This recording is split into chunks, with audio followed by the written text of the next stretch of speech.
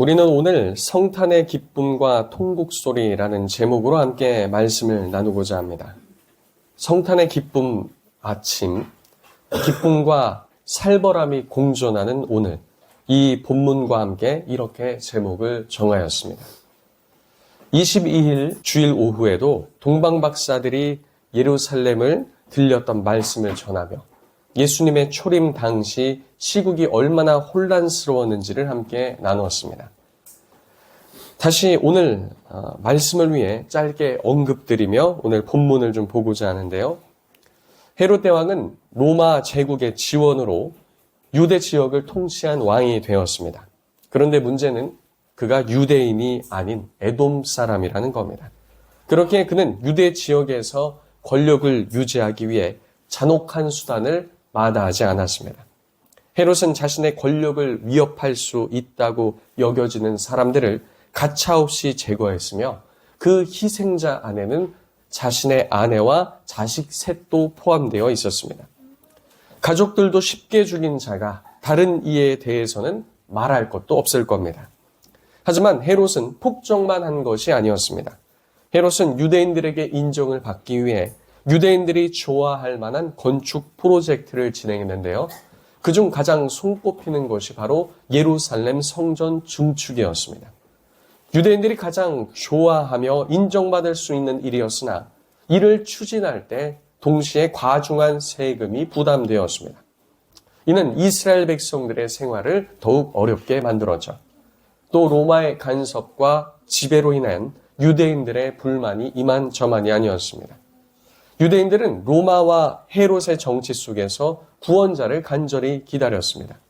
하지만 이마저도 또 이 사람과 저 사람들이 추구하는 이 메시아관이 각자 달랐다는 거죠.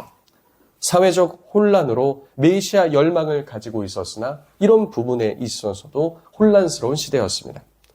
이런 배경은 예수님의 탄생과 이후 예수님의 공생애 때 선포된 메시지가 유대 사회에 왜 그렇게 강력한 방향을 일으켰는지를 이해하는 데 중요한 단서가 됩니다. 이런 시대적 상황 속에서 동방박사들은 불쑥 유대 땅에 찾아왔고 헤롯에게 찾아가 유대인의 왕으로 나신 아기가 어디 있는지 찾았습니다. 결국 동방박사들의 이러한 질문은 헤롯의 광기에 다시 불을 지피고 말았습니다. 헤롯은 박사들이 자신을 다시 찾아오길 기다렸죠. 여러 정황들을 살펴볼 때 헤롯은 박사들이 반드시 자신을 찾아올 것이라고 의심치 않았음을 알 수 있습니다. 헤롯은 오랜 시간 기다렸으나 이 박사들이 헤롯을 다시 찾아왔습니까? 찾아오지 않았습니까? 찾아오지 않았죠. 꿈에서 천사로부터 지시를 받고 다른 길로 해서 고국을 돌아갔던 것입니다. 그렇게 기다려도 오지 않으니 결국 그들에게 속은 줄 알고 헤롯은 심히 노하게 됩니다. 이에 헤롯은 끔찍한 일을 저지르게 되죠. 그 베들레헴과 그 모든 지경 안에 있는 산의 아이를 박사들에게 자세히 알아본 그때를 기준으로 하여 2살부터 아래로 아이들을 다 죽이도록 명령했습니다. 오늘날에는 있을 수 없는 일이나 당시에는 왕이 마음만 먹으면 가능한 일이었습니다. 그럼에도 마태복음 2장에 기록된 헤롯 대왕의 유아 학살 사건은 성경을 제외하면 일반적인 역사 기록에 나타나지 않습니다. 그러나 고고학적, 신학적, 인구학적 자료들을 기반으로 당시 상황과 희생자 수를 추론해 볼 수 있는데요. 당시 베들레헴은 작은 시골 마을로 학자들은 베들레헴의 인구를 약 300명에서 1000명 정도로 보고 있습니다. 그 중에 2세 이하의 남자아이는 전체 인구의 2에서 4% 정도로 계산됩니다. 이를 바탕으로 본다면 베들레헴과 주변 지역에 학살된 아이의 수는 대략 6명에서 20명가량 추정할 수 있습니다. 이 내용은 제가 신학대학원 신약학 수업 때도 들었던 것과 일치합니다. 교수님께로부터 듣기 전까지 저는 이 본문만 보았을 때 대략 한 100명에서 1000명 정도의 수많은 아이가 학살된 게 아닌가 이렇게 상상하곤 했습니다. 그러나 이 일에 관해 일반적 역사 기록이 남아있지 않은 이유를 들어 학자들은 이렇게 말합니다. 베들레헴은 작은 마을이었고 학살된 유아의 수도 상대적으로 적어 당시 로마 제국이나 유대 사회에 크게 주목받지 않았을 가능성이 높다는 겁니다.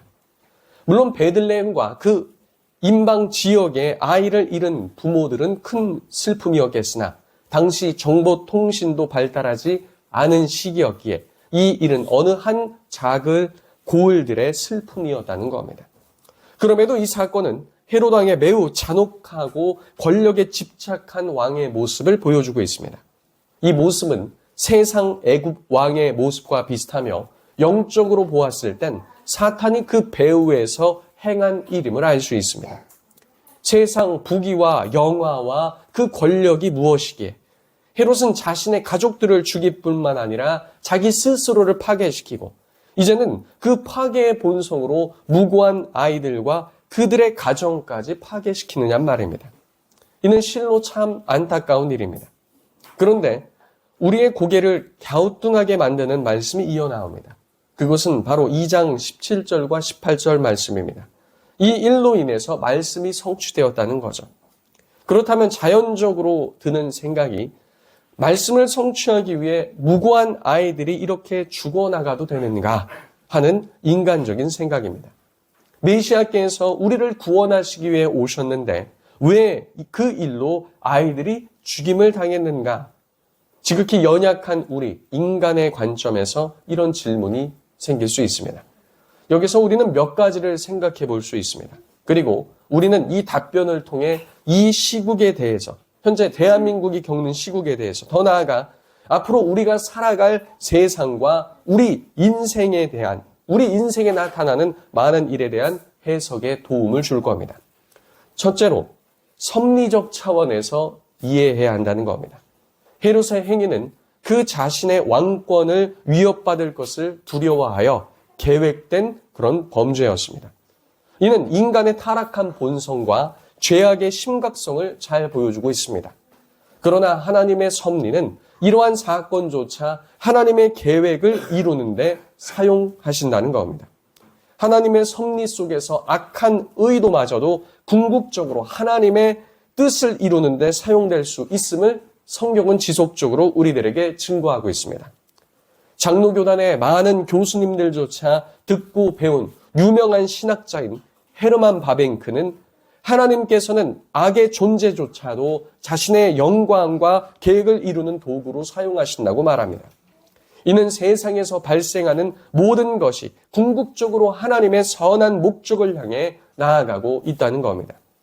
이에 대해 그와 어깨를 나란히 하고 있는 신학자 루이스 벌코프는 하나님께서 악을 막지 아니하시고 악을 허용하시는 것은 하나님의 공의와 은혜를 더 깊이 나타내기 위함이라고 설명합니다. 존 칼빈은 인간의 죄와 타락은 하나님의 공의로운 심판을 드러내는 동시에 그리스도 안에서 구속을 통해 하나님의 사랑과 은혜를 강조한다고 말합니다. 결국 이러한 설명들은 하나님께서 악을 허용하시는 이유를 인간의 이해로 완전히 파악하기는 어렵지만 그 속에서도 하나님의 섭리가 드러난다고 말하는 겁니다. 여기서 모든 것을 하나님의 의도대로 사용하신다는 거죠. 이 말은 또 두 가지를 동시에 포함하고 있습니다.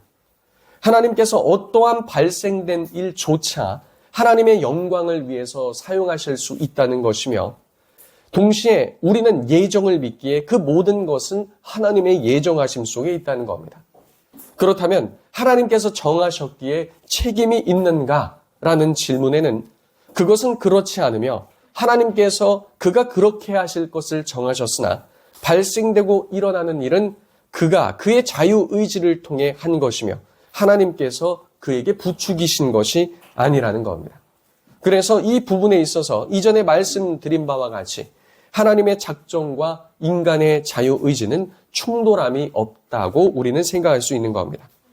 이 말씀을 통해 17절과 18절과 같이 선지자 예레미야를 통해 말씀하신 바가 이루어지는 것을 말할 때 우리는 생각해야 할 것이 마태복음 1장 22절과 2장 15절 그리고 23절과는 달리 단순한 사실이 예레미야의 예언을 따라 이루어진 것을 기술한 것이란 사실입니다.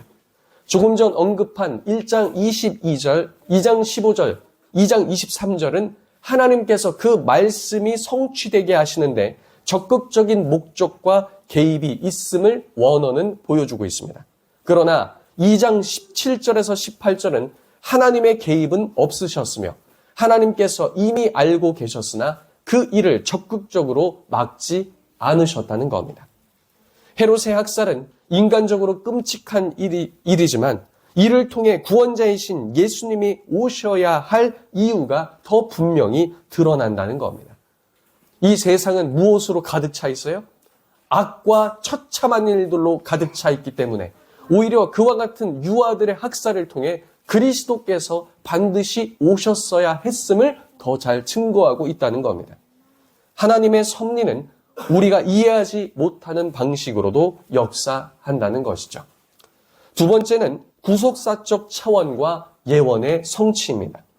예수님의 탄생은 이 세상의 악한 권력과 본질적으로 대립하고 있음을 상징하고 있습니다. 예수님은 사람을 살리고 영원한 생명을 주시기 위해 오셨는데 세상은 예수님을 없이 하려고 할 뿐만 아니라 더 나아가 다른 생명까지 해치려는 모습을 보이고 있다는 겁니다. 세상은 예수님의 오심을 기뻐하며 생명을 살리는 일을 하는 것이 아니라 죽이는 일에 열심인 것을 보여줍니다. 성경은 오히려 자신들을 구원하기 위해 오신 예수님을 해치기 위해 그 많은 아이들을 희생시킨 것을 고발하고 있습니다. 아이들의 희생은 그리스도의 구속 사역에 연결될 수 있습니다. 비록 그들은 무고하게 죽임을 당했지만 이 세상의 죄악된 본성이 드러나고 있는 것이죠. 세상 통치자인 헤롯이 이렇게 발악하는 이유가 있습니다. 또 그 이유는 그것은 자신의 통치권을 진정한 통치자 앞에 놓지 않으려는 모습을 보여준다는 겁니다. 고대의 통치자가 바뀐다는 것은 이전 통치자의 목숨을 담보할 수 없는 일이었습니다. 하나님의 나라가 이 땅에 임하는 과정에서 이와 같은 고난이 따를 수 있는 거죠. 그러니까 지금 영적으로 보면 급변 사태가 일어나고 있는 겁니다. 지금 유대 땅은 누가 다스리는 땅이었습니까? 헤롯이 그의 폭정과 잔인함과 여러 술수로 다스리고 있는데 거기에 누가 오신 겁니까? 진정한 왕이 왔다는 겁니다. 그럴 때 어떤 사태가 일어날 수 있죠? 소요 사태가 일어날 수 있는 겁니다. 우리 믿는 성도들 그리고 하나님의 나라가 더욱더 이 땅 가운데 전진해 올 때 어떤 사태가 일어날 수 있습니까? 소요 사태가 일어날 수 있는 거죠. 이것도 꼭 그것이 맞다라고 말할 수는 없지만 우리가 비교해서 볼 수 있는 것이 10월 27일에 대한민국은 기독교 역사상 유례 없을 정도로 많은 성도들이 모여서 하나님께 기도하며 이 나라 부흥을 위해 우리는 하나님께 부르짖었습니다. 그로부터 한 달 뒤에 무슨 일이 일어났었죠? 지금 이와 같은 어려운 국면에 지금 적용되고 있다는 겁니다. 하나님께서 우리는 다 알 수 없지만 하나님의 섭리 가운데 하나님의 일을 이루실 줄로 믿습니다. 그리고 이 모든 일을 통해서 하나님께서는 교회의 부흥을 허락하실 줄로 믿습니다. 이 세상은 침몰하는 배와 같으나 주의 나라는 영원할 것이기 때문입니다. 이 구절은 하나님의 죄악과 인간의 은혜가 어떻게 상호작용하며 구원의 계획이 세상 속에서 이루어지는지를 보여주는 신학적 본문입니다. 이 헤롯의 학살 사건은 예레미야 31장 15절의 예언을 성취하며 예수님이 구약의 모든 예언을 이루시는 메시아임을 증거하고 있다는 거죠. 예레미야 31장에서는 라헬은 이스라엘 민족의 어머니로 비유되고 있습니다. 라헬은 자식이 없으므로 슬퍼 크게 통곡하는 소리를 이스라엘이 이방 포로가 되어 끌려갈 때 일어난 민족적 슬픔에 비유한 문학적 표현입니다. 자, 다시요. 이 예레미야 31장에 라헬이 통곡하는 소리가 나오는데 이 31장의 본문을 보면 북이스라엘이 하나님께 거역하고 그들이 하나님께 끊임없이 범죄함으로 포로로 끌려가는 내용이 나온단 말이에요. 그때 라헬이 마치 이스라엘의 어머니와 같이 비유되어서 포로로 몽땅 이스라엘의 자녀들이 끌려가니까 자녀가 있게 됩니까? 없게 됩니까? 없게 돼요. 그것을 슬퍼해서 통곡하는 게 예레미야 31장 내용이라는 겁니다. 그들의 죄로 인해 모두 끌려가게 되면 이제 자식이 없는 것과 마찬가지가 되었습니다. 헤롯이 베들레헴과 그 인방 2살 이하의 남자 아기들을 살해한 것으로 인해 그 근방에는 남자 아이를 잃은 부모들의 심정, 이 심정은 죽음의 포로로 끌려가 더 이상 볼 수 없는 자녀를 잃는 심정과 같다는 겁니다. 물론 여기서 2살 자녀를 잃은 부모의 심정은 이루 말할 수 없을 것입니다. 우리 교회에도 많은 아이들이 있습니다. 성도님들 알다시피 아이들이 얼마나 예쁩니까? 이 중에 어느 아이 하나가 죽는다면 그 슬픔은 그 죽임을 당한 부모의 슬픔만이 아니라 그 주변의 많은 이들로 하여금 애통하고 슬퍼하는 그 고통을 가져다 줄 것입니다. 이러한 통곡소로 인해 성읍 전체가 울려 퍼지고 그 성읍은 슬픔에 잠기게 되었다는 거죠. 18절에 그가 자식이 없으므로 위로받기도 거절하였다는 것은 이 슬픔을 오래도록 유지하고 있었다는 겁니다. 그런데 성도님들, 이 말씀이 말하는 것은 비극이 여기서 그치는 것이 아니라는 겁니다. 우리 다 같이 이 예레미야 말씀 좀 찾아봤으면 합니다. 예레미야 31장 15절에서 17절입니다. 구약성경 1101페이지입니다. 예레미야 31장 15절에서 17절입니다. 우리 한 목소리를 읽어보겠습니다. 시작. 여호와께서 이와 같이 말씀하시니라. 라마에서 슬퍼하는 통곡 소리가 들리니 라헬이 그 자식 때문에 애곡하는 것이라. 그가 자식이 없어져서 위로받기를 거절하는도다. 여호와께서 이와 같이 말씀하시니라. 내 울음소리와 내 눈물을 멈추어라. 내 일의 삭슬 받은 것인즉 그들이 그의 대적의 땅에서 돌아오리라. 여호와의 말씀이니라. 너의 장래에 소망이 있을 것이라. 너의 자녀가 자기들의 지경으로 돌아오리라. 여호와의 말씀이니라. 아멘. 이 말씀은 많은 의미를 내포하고 있습니다. 15절에는 슬픔이 있으나 16절부터는 그 울음을 그치라고 말하고 있죠.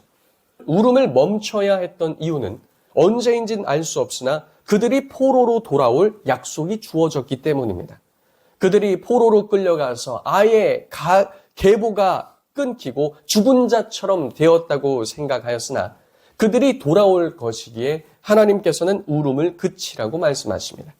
또 이번 예레미야 예언에서 라헬을 이스라엘의 어머니로 비유하였으나 본래 창세기에 나오는 라헬 이야기로 볼 때 하나님께서 자녀가 없어 통곡하고 울고 있는 라헬에게 누구와 누구를 주셨죠? 요셉과 베냐민을 주심으로 라헬의 통곡을 위로와 기쁨으로 바꾸어 놓으셨습니다.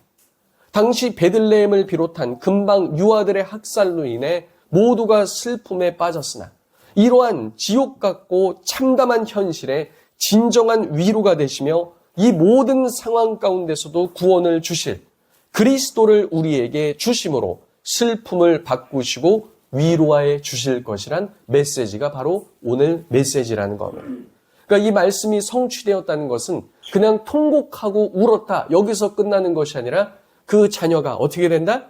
반드시 돌아옴으로 위로를 받을 것이라는 겁니다. 그 헤롯의 폭정, 세상 군주의 폭정, 애굽 왕, 영적인 사단의 폭정으로 많은 이들이 슬피 울며 성읍은 슬픔과 처참함에 잠겼으나 너희에게 그 모든 눈물을 닦아줄 누구를 보내줄 거다? 메시아를 보내줄 것이다. 그러니 너희는 울음을 멈춰라라는 것이 예레미야 31장의 예언이며 그 예언이 성취되었다라는 말입니다. 헤롯은 아기 예수님을 죽이려 하였고 그로 인해 구원자가 끊어질 위기로 온 세상은 이와 같이 소망 없음과 처참한 세상 폭군 아래 폭정에 놓인 것 같았으나 그가 살아나서 다시 돌아와 우리를 구원하실 것이기에 눈물을 멈출 필요가 있다는 겁니다. 헤롯의 이 아기를 죽이는 계획, 헤롯은 2살 미만을 죽였기 때문에 어떻게 생각했을까요? 그 중에 누가 있을 것이다? 그 아기 예수, 그 메시아가 있을 것이다라고 생각했지만 천사의 인도함을 받아서 그 아기는 어디로 내려갔습니까? 애굽으로 내려갔고 그 아기는 때가 되면 다시 어떻게 할 겁니까? 약속의 땅으로 돌아올 것이란 말입니다. 성도님들, 세상은 참 험합니다. 그리고 만만치도 않습니다. 해가 갈수록 삶의 무게는 어깨를 짓누릅니다. 불확실성이 가득합니다. 갈수록 높은 산과 깊은 골짜기와도 같은 일들이 다가옵니다. 우리를 그냥 두지 않고 우리를 두렵게 합니다. 우리에게 많은 노역을 주며 폭군과 같이 우리 위에 군림하려고 합니다. 그러나 우리가 눈물을 그치고 기뻐해야 할 이유가 있습니다. 그것은 하나님이 우리의 소망 되시기 때문인 줄로 믿습니다. 그분이 아기로 오셔서 우리를 구원하셨듯이 장차 다시 오실 예수 그리스도께서는 심판주로 오셔서 이 세상 폭군의 모든 영적인 폭정을 멈추고 우리의 눈물을 씻어 주실 줄로 믿습니다. 이 땅에서는 지금도 이러한 통곡 소리가 울려 퍼지고 있습니다. 대한민국뿐만 아니라 지금 전 세계는 난리와 난리에 있습니다. 애굽에 있던 이스라엘이 부르짖었을 때 하나님께서 그 소리를 들으시고 모세를 보내셨던 것처럼 하나님의 백성들이 부르짖으며 하나님이여 지금 이 많은 세월 동안 말라기 이후에 선지자가 나지 아니하며 하나님께서 마치 침묵하시는 듯합니다. 주여 우리를 버리셨나이까 라고 하며 기도할 때 때가 참에 누구를 보내셨습니까? 그리스도를 아버지께서 친히 보내셨던 것처럼 큰 환난 속에서 성도가 기도하며 하나님께 부르짖을 때 하나님께서 우리의 기도를 들으시고 은혜를 베푸실 줄로 믿습니다. 또 장차 오셔서 우리를 구원할 소망을 고대하며 우리는 믿음으로 주 앞에 나아가야 할 줄로 믿습니다. 기쁨의 성탄인 오늘 믿음으로 주를 바라보며 다시 오실 그리스도를 갈망하는 성도님들 되시길 예수님의 이름으로 축복합니다.